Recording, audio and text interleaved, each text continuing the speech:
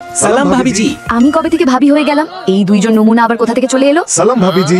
সব ওই প্রিন্স কুকুরটার জন্যই হচ্ছে। হে ঈশ্বর, যেন ওরা দুজন আবার সামনে না আসে। Hello baby. ও মা গো, আরে বেবি, এত ভয় পাচ্ছ কেন? তোমার বন্ধুদের বলো তারা কেন আমাকে ভাবি বলে ডাকে। এতে ভুলটা কোথায়? সরি ভাবিজি, আর কখনো এমন হবে না। ছি, তোমাদের তিনজনের সঙ্গে কথা বলাই অর্থহীন। পরের দিন আমি যখন মার্কেটে যাচ্ছিলাম, হ্যালো বেবি, লিফট লাগবে নাকি? আমি তোমার বেবি নই গাধা। এখনই আমি প্রিন্সকে উচিত শিক্ষা দেব। প্রিন্স, তুমি শুনছো? স্যার বললো বোর্ডটা মুছে আসতে। আমি এখনই যাচ্ছি। প্রিন্স, ক্লাস তো এখনো শেষ হয়নি আর তুই সাইনবোর্ড হচ্ছে ফেললি। তোমার সিগারেট খাওয়ার ছবি আমি তুলে ফেলেছি। এখন মন দিয়ে শোনো, আমাকে যদি আর বিরক্ত করো, এই ছবি সোজা প্রিন্সিপালের কাছে যাবে, বুঝলে? ও বেবি, তুমি যখন রাগ করো তখন তোমাকে বেশি কিউট লাগে।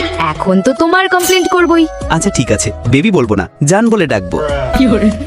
আজ তো প্রচুর পেট ব্যথা করছে। কি হয়েছে বেবি? আজ তোমাকে অসুস্থ মনে হচ্ছে। প্রচুর পেট খারাপ করছে। এটা নাও, ব্রাউন সুগার ওয়াটার, নার্স দিয়েছে, এটা ঠিক হয়ে যাবে। প্রিয়া, উঠে এই প্রশ্নের উত্তর দাও। কোন প্রশ্নের উত্তর ম্যাডাম? তুমি প্রশ্ন শুনোনি? মন কোথায় ছিল তোমার?